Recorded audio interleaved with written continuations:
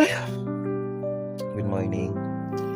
Karong adlaw kay first time na ko nga maghimo og binignit.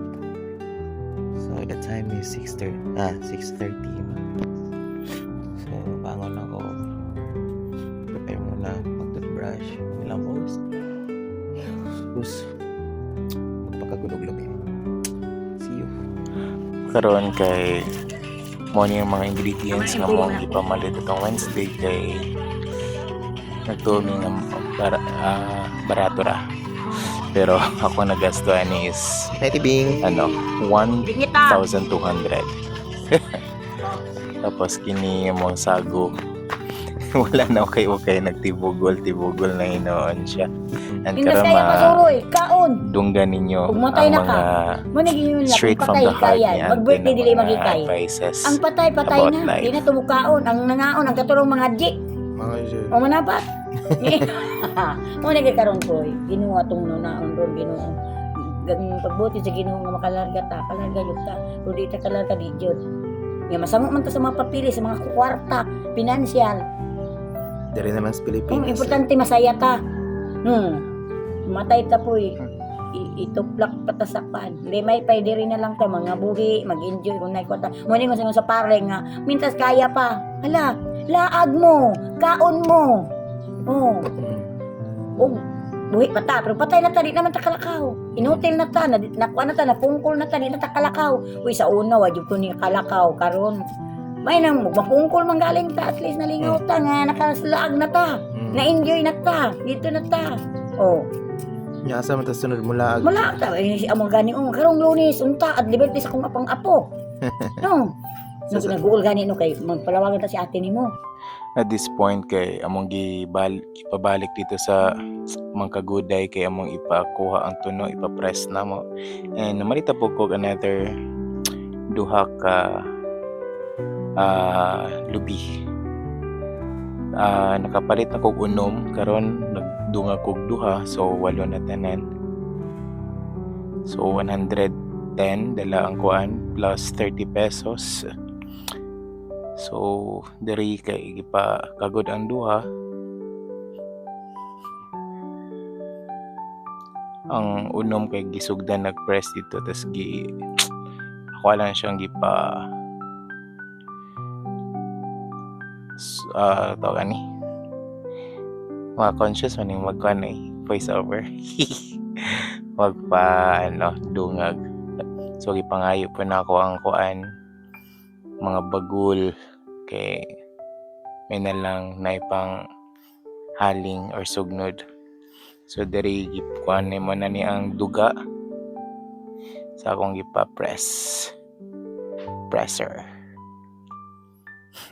Kani kay gipakaduhan ako og kuan kay sayang pod. Moy una na mong gisabaw aka na ikaduha nga pagpress dito sa among pagluto sa binignit.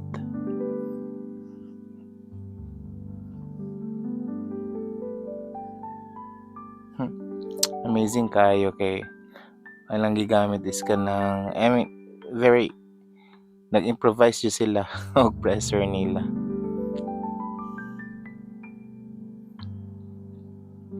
Kani naluoy ko ni mga bata kay daghan kay sila kuan as in daghan jud kaayo nag pa press sa ilaha.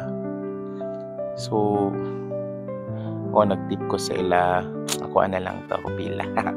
Tapos kini gihugasan ni ate ang mga kamote, gabi o bisol.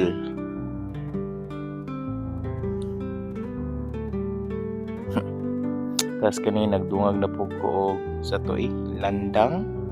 Tapos kana mga sago, wala pa ko na kontento kung gatong gipalit na ako. Dungag na po ko ana. Ana stono. Tapos kana saging.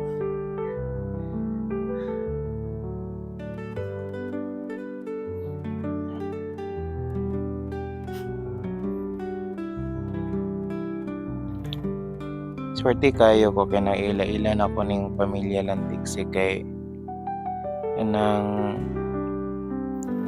gitrato jud ko nila nga maayo. labi na ni sa Ate Bibing o si Ate Amor lang kay kuan nila. Karong isugdan na ni Ate Bibing, imbis nga ako wala ko niya gisugdan nga magpainit kay pula daw kay kugnaong sa kong astringent.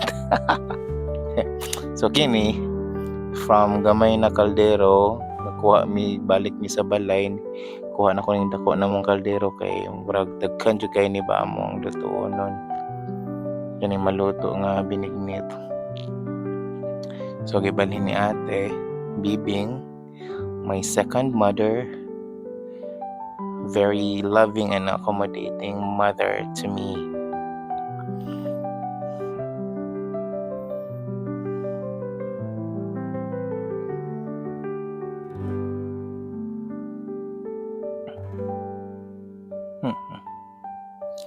So diri no, wala mi gagamit og shilling, nagkuha lang mi ka ng bagol o kuan sa mais pakaw.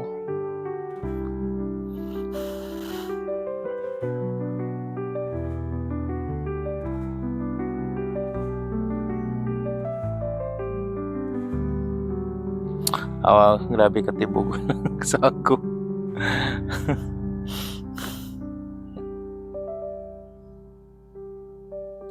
Basta kini nga binignita kay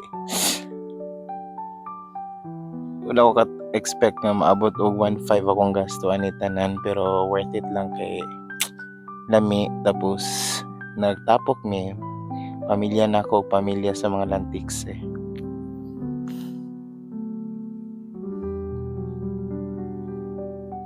So gibutang ang kuan. Sige itong ibutang ato. Gata man siguro to. Ay tubig. Tapos gibutang na ni Ate ang sago nga mga nang dikit-dikit kay wala siya na kuan. Wala na mix.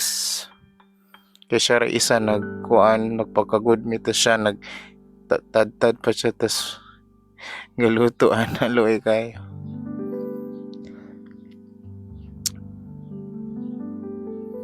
By that time, gibutan na po na ako ang sago, gibutan na po ni Ate ang saging. Ito na mga sago nga gipamalit ako nga tag 20, nakapalit ko balik 200 pesos. So gimekos-mekos ni Ate.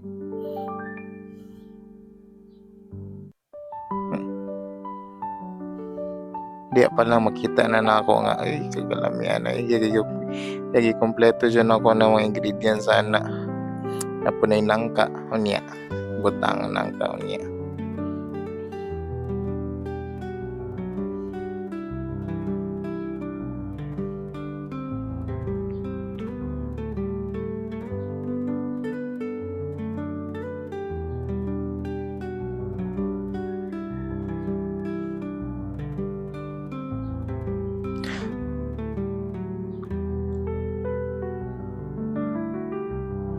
So nitubo na siya.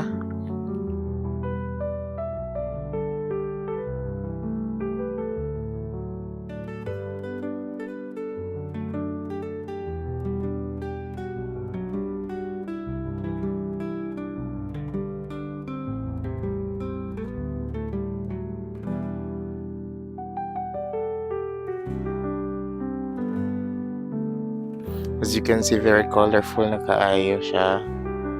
Tapos diara kay nakuhaan ko o nangka nga nahibilin pa dito sa barangay site sa Almendras. Kikuha pa jud na siya. So nagtinabangay mi ni Ate Bibing sa pag-separate sa iyang panit o pag-slice. So diara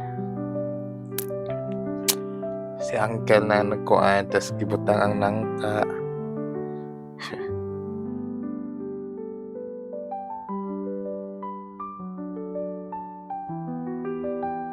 Bis na ako ang magluto ang taani, kanahitabo si Ate Bibing na hinunan ni replace ako. Kaya di siya gusto nga mainitan ko. Very concerned and thoughtful nga mama sa ko. pareha po sa ko ang tuntinod nga mama.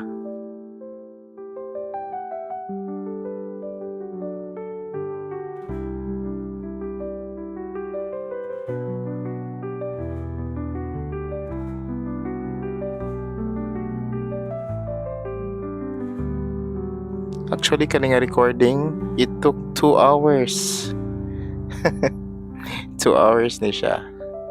Pero ako lang siyang fast forward o ginapang crop or split lang. So, the result is naging 12 minutes na lang siya.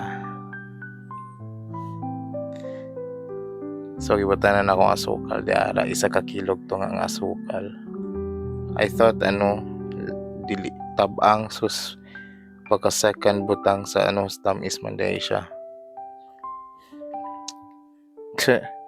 And also butangan ako nag Nestle cream all purpose and then evaporada. And then the last liquid katong first press jud sa sa gata sa lubi. So by that time ako na ani ana. So gitry ni ate nga siya kasubugat, so nihangyo ko ni uncle her husband na magkuan ani. So this is the final product, ang binignit ni John Paul. And karon naabot si Ate Alicia nga friend namo kayo, og sila mamagpapa, so nagtapok-tapok may diri. So to all my friends here on my vlog, may this season bring you peace, renewed faith, and quiet strength. Whether you are spending it with family, in prayer, or just finding stillness in your own way, I hope your heart feels lighter and your spirit stronger. Bye-bye. Thank you for watching.